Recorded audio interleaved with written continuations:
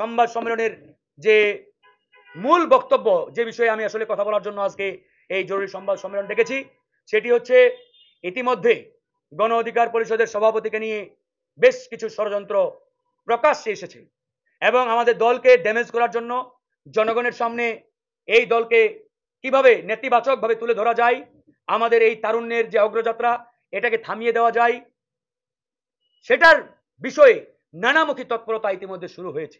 আপনারা জানেন যে গত 2 বছর আগে আমাদের বেশ কিছু ভুল বুঝাবুঝির কারণে এবং দেশি বিদেশি নানান এজেন্টের ভুল ইনফরমেশনের কারণে আমরা গণ অধিকার পরিষদ দুটি পথে পথ চলা শুরু করেছিলাম। সেই জায়গা থেকে গত ডিসেম্বর মাসে আমাদের সেই সকল ভুল বুঝাবুঝির অবসান ঘটিয়ে আমরা গণ অধিকার পরিষদকে ঐক্যবদ্ধ করি এবং এই দলকে এখন শক্তিশালীভাবে জনগণের কাছে আমরা নিয়ে যাওয়ার চেষ্টা করছি। আমাদের কার্যক্রম আমরা অব্যাহত রেখেছি। যখন এই গণ অধিকার পরিষদ ঐক্যবদ্ধ হয়েছে, আমাদের বিগত সময়ের যে ভুল বুঝাবুঝি এবং নানান ধরেন আপনার বিভিন্ন অসত্য এবং নানান জায়গা থেকে মানে মিস ইনফরমেশনের কারণে যে বিভিন্ন ধরনের আমরা বক্তব্য দিয়েছিলাম, এই বক্তব্যগুলো আমরা সেই ডিসেম্বরের প্রেস কনফারেন্সের মাধ্যমে কিন্তু প্রত্যাহার করে নিয়ে আমরা ঐক্যবদ্ধ পথ চলা শুরু করেছিলাম। সেই বিষয়গুলো আমরা এখন দেখতে পাচ্ছি পরিকল্পিতভাবে একটি কুচক্রী মহল সামনে নিয়ে আসার চেষ্টা করছে। তারা মূলত আমাদের এই ঐক্যবদ্ধ পথ চলাকে টলারেট করতে পারেন না, সহ্য করতে পারছেন না, মেনে নিতে পারছেন না।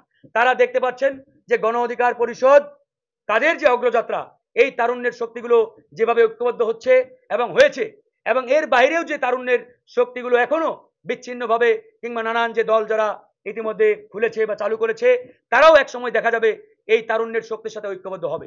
এবং তারুণ্যের শক্তিগুলো ঐক্যবদ্ধ হলে বিগত সময়ে যারা এই বাংলাদেশে ফ্যাসিবাদী রাজনীতি কায়েমের চেষ্টা করেছিল, যারা ওই পুরাতন বন্দোবস্তকে আঁকড়ে ধরতে চায়, ওই পুরাতন রাজনীতি বাংলাদেশে কায়েম করতে চায়, এরা আসলে ওই পুরাতন রাজনীতিটাকেই ধরে রাখতে অব্যাহতভাবে ষড়যন্ত্র চলমান রেখেছে।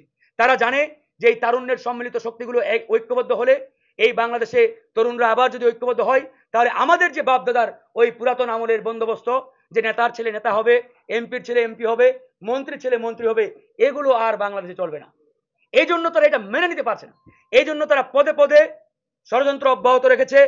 পদে পদে তারা এই তারুণ্যের শক্তিগুলোকে বিভক্ত করার জন্য, সেগ্রিগেটেড করার জন্য, বিচ্ছিন্ন করার জন্য নানামুখী নীল নকশার জাল তারা এঁটেছে। তো আমরা তাদের এই ষড়যন্ত্র বিষয়ে অবগত এবং আমরা জানি। এজন্যই আমরা বলেছি আমরা ওই পুরাতন বন্দোবস্তের দিকে আর যেতে চাই না, আমরা নতুনত্বের দিকে যেতে চাই।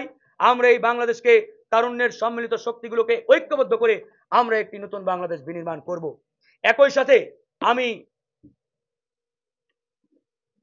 করজোরে আপনাদের কাছে আহ্বান জানাবো যে আমার বিগত সময়ের কিছু বক্তব্যে হয়তো আপনাদের কাছে একটি বিভ্রান্তি ছড়ানোর চেষ্টা করেছে আমাদের দলের সভাপতি জনাব নুরুল হক নূরকে নিয়ে বেশ কয়েকটি তথ্য ইতিমধ্যে বারবার একটি অশুভ চক্র বা গোষ্ঠী তারা সোশ্যাল মিডিয়ায় নিয়ে আসার চেষ্টা করছে।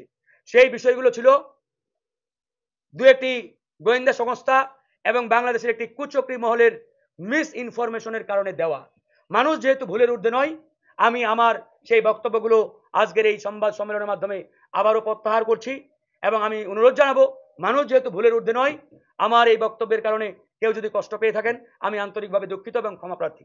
একই সাথে আমাদের এই তারুণ্যের শক্তিগুলোকে যাতে ঐক্যবদ্ধভাবে আমরা সামনের দিকে এগিয়ে নিতে পারি, নতুন বাংলাদেশ বিনির্মাণের যে লড়াই শুরু করেছি, এই লড়াইকে যাতে বেগবান করতে পারি এবং জনগণকে আমরা যাতে একটি নতুন বাংলাদেশ উপহার দিতে পারি, এজন্য আপনাদের দোয়া সহযোগিতা আমাদের একান্তভাবে দরকার।